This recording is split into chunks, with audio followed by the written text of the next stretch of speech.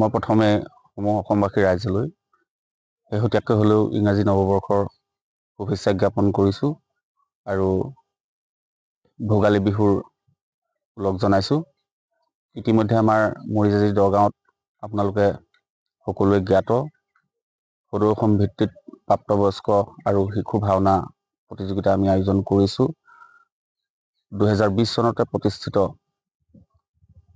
মণিকূট নাট্যগোষ্ঠীৰ এইবাৰ দ্বিতীয়বাৰ এই বৃহৎ আয়োজন, প্ৰতিযোগিতাৰ বৃহৎ আয়োজন।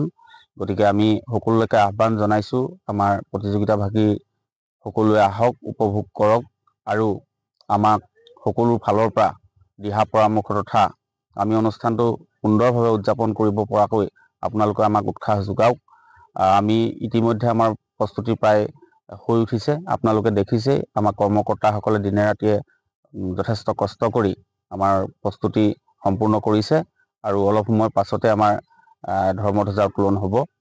তাৰ পাছত আমাৰ আসন প্ৰতিষ্ঠাৰ পৰা আৰম্ভ কৰি স্মৃতি তৰ্পণ আসন প্ৰতিষ্ঠা আৰু আমাৰ আজি দুটাকৈ দৰ্শনী প্ৰতিদিনাই হ'ব। 8 দিন আমাৰ এনেকৈ 16খন নাট প্ৰদৰ্শিত হ'ব। ইতিমধ্যে আমি বহুখিনি পুৰস্কাৰ ঘোষণা কৰিছোঁ। প্ৰথম, দ্বিতীয়, তৃতীয়, চতুৰ্থ, শ্ৰেষ্ঠ দোহাৰ এনেকৈ আমাৰ আছে। গায়ন বায়নৰ ব্যৱস্থা কৰা হৈছে, তাতো পুৰস্কাৰ দিয়া হৈছে। শ্ৰেষ্ঠ ভগৱান, শ্ৰেষ্ঠ অভিনেতা, খলনায়ক ইত্যাদি কৰি আমাৰ যথেষ্ট সংখ্যক আমি পুৰস্কাৰ ইতিমধ্যে আমাৰ ঘোষণা কৰিছোঁ। গতিকে আপোনালোক সকলোলৈকে আমি কৰজোৰে প্ৰাৰ্থনা জনাইছোঁ, আমাৰ প্ৰতিযোগিতাথলীলৈ আপোনালোক আহক আৰু আমাক আপোনালোকৰ উপস্থিতিৰে আমাক উৎসাহিত কৰক। ধন্যবাদ। নমস্কাৰ, মই শ্ৰী অনিল দত্ত। সকলো অসমবাসী ৰাইজলৈ সৰ্বপ্ৰথমে নমস্কাৰ জ্ঞাপন কৰিছোঁ।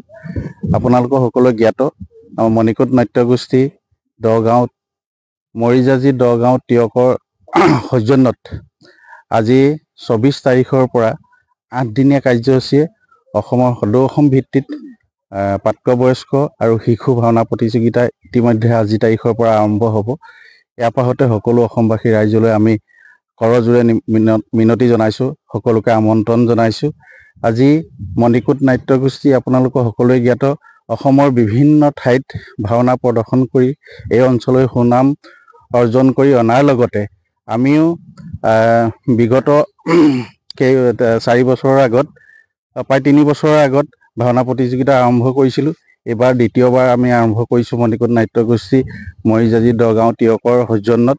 গতিকে ইয়াৰ পাছতে সকলো অসমবাসী ৰাইজলৈ আমি কৰপতে পুনৰবাৰ আমন্ত্ৰণ জনাইছোঁ আৰু আমাৰ বৰ্তমান 16টা নাট্যগোষ্ঠী অসমৰ বিভিন্ন প্ৰান্তৰ পৰা অংশগ্ৰহণ কৰিছে আৰু সকলোকে আমি স্বাগতম জনাইছোঁ আৰু সমূহ ৰাইজলৈ ইয়াৰ পাছতে আমি আমাৰ এই কাৰ্যসূচী যাতে সুচাৰুৰূপে পালন কৰিব পাৰোঁ তাৰ বাবে ভগৱানৰ ওচৰতো আমি কৰজোৰে মিনতি জনাইছোঁ। ধন্যবাদ।